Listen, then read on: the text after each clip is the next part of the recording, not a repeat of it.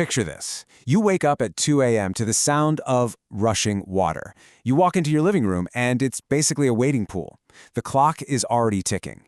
In this explainer, we're dissecting the actual anatomy of a residential water emergency. We're going to look specifically at the unique environmental pressures we face right here in the Wake Forest area of North Carolina. We'll uncover exactly how water destroys, how the pros fight back, and why your immediate reaction changes absolutely everything.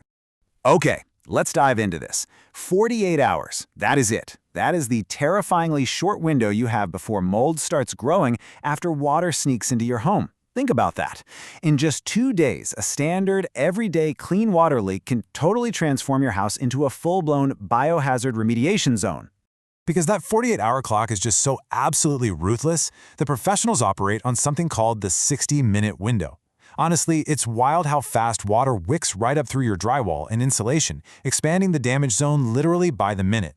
Getting professional extraction going within that very first hour, that is literally the difference between a quick, manageable cleanup and having to completely rip out your walls and floors for a total home renovation. Section 1. The Wake Forest Water Trap. You know, Wake Forest is practically designed to test a home's defenses. First off, we've got that clay-heavy Piedmont soil. It acts like a giant bowl, just funneling rainwater straight towards your foundation walls. Then add in our humid subtropical climate. That keeps ambient humidity above 70% for months at a time, making natural, passive evaporation pretty much impossible. Throw in rapid neighborhood development grading issues and those beautiful mature oak canopies that easily clog our gutters during spring storms, and wow, you've got the absolute perfect storm for trapped water. Now, what's really fascinating here is how the actual age of your house dictates the specific type of disaster you might face. If you're living in an older home near downtown Wake Forest, say over near White Street, your biggest threats are often completely hidden. These older places frequently lack modern vapor barriers, so when the humidity spikes or outdated plumbing leaks, moisture just gets trapped right there in the crawl space against your floor joist, quietly rotting the wood from below. But on the completely opposite end of the spectrum, newer builds in rapid development spots like Holding Village face a totally different threat. These newer constructions often feature really complex plumbing runs straight through the attic. When a fitting fails up there in a 100-degree attic during the peak of summer, boom, you're looking at a sudden, catastrophic ceiling collapse. Section 2. The Science of Water Damage. Now, what's really interesting about this slide is understanding that not all water threats are actually equal. You see, to properly fix water damage, you have to realize that there are strict contamination levels. The IICRC breaks this down into 3 categories. Category 1, that's clean water from a supply line. Pretty low risk to your health. Category 2 is gray water. Think washing machine discharge, which has contaminants that can definitely make you sick. But Category 3? No way. That's black water. We're talking grossly contaminated sewage backups or storm flooding. That requires technicians in full hazmat gear, completely removing all porous materials, and intense sanitization with EPA-registered antimicrobials. You absolutely cannot treat a Category 3 flood with Category 1 methods. It just doesn't work. Beyond just the contamination, the pros also have to scientifically assess how deeply the water has penetrated. Class 4 damage is the most stubborn of them all. This happens when water deeply saturates low permeability materials, essentially things that just don't let water pass through easily, like older plaster walls or those gorgeous hardwood floors that are so common in Wake Forest homes. To save those floors, technicians literally have to map out the moisture and deploy highly specialized drying equipment. You can't just slap a fan in the room and hope for the best. And here is a little hidden benchmark most homeowners have no idea about: 16%. Under those strict IICRC standards, wood framing in this specific climate zone must be dried until it drops below 16% moisture content. And they don't just touch a wall to see if it feels dry, they map the structural cavities using advanced moisture meters. If you stop the drying process short of 16%, you are literally leaving moisture sealed inside your walls. You're guaranteeing structural rot and future mold. Section 3. The 3-phase restoration process. Okay, the sequence of this battle plan is everything. Step 1 is emergency water extraction. That means physically pulling the water out of carpets, subfloors, and wall cavities using those heavy-duty, truck-mounted units.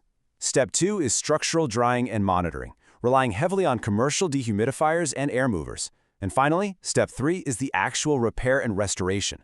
A fatal mistake homeowners or, inexperienced handymen often make is trying to skip straight from extraction to repair. They pull the standing water out and immediately slap up new drywall. Without proper commercial dehumidification in Phase 2, you're just permanently sealing moisture into the very bones of your house. It's a recipe for disaster. Setting realistic expectations here is just so vital. Emergency extraction is incredibly fast, usually wrapping up in just 2 to 4 hours.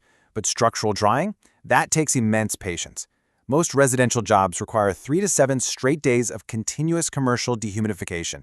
And if we're trying to save those heavily saturated hardwood floors we talked about, you might realistically be looking at 10 to 14 days of drying before the weeks of reconstruction can even start. Section 4. The cost of waiting. So the crucial point is understanding the actual financial reality of delaying professional help. Look, nobody likes a surprise bill, but let's look at the baseline here. The average national water damage insurance claim starts right between $7,000 and $12,000. And honestly, that is often just the entry point for a moderate incident. The way the financial costs escalate in these scenarios is staggering. A minor, single-room supply line leak that you catch instantly, that might run you around $3,000. But if that water migrates out to a few surrounding rooms, boom, that cost jumps to $12,000. Ignore a Category 3 blackwater flood or suffer severe whole-home flooding, and you will easily blow past $25,000. And here is a critical warning for you. Homeowner policies are designed to cover sudden accidental events. If an insurance adjuster comes out and finds that the damage resulted from a slow, neglected crawlspace leak that you just ignored, they will very likely deny your claim entirely. To put a really fine point on the cost of delay, just consider the number 19. If the moisture content in your subfloor wood hits above 19%, simply because the water sat there too long, it almost always demands a complete replacement of that subfloor. Leaving saturated subflooring in place pretty much guarantees future squeaking, mold, and total flooring failure. A fast response saves the wood. A slow one means ripping the whole shebang out. Which brings us to the ultimate question you really need to ask yourself today. Is your home actually keeping the water out, or is it secretly trapping the moisture right in? Knowing the geography, the science behind the damage, and these strict timelines empowers you to look at your own property a little differently.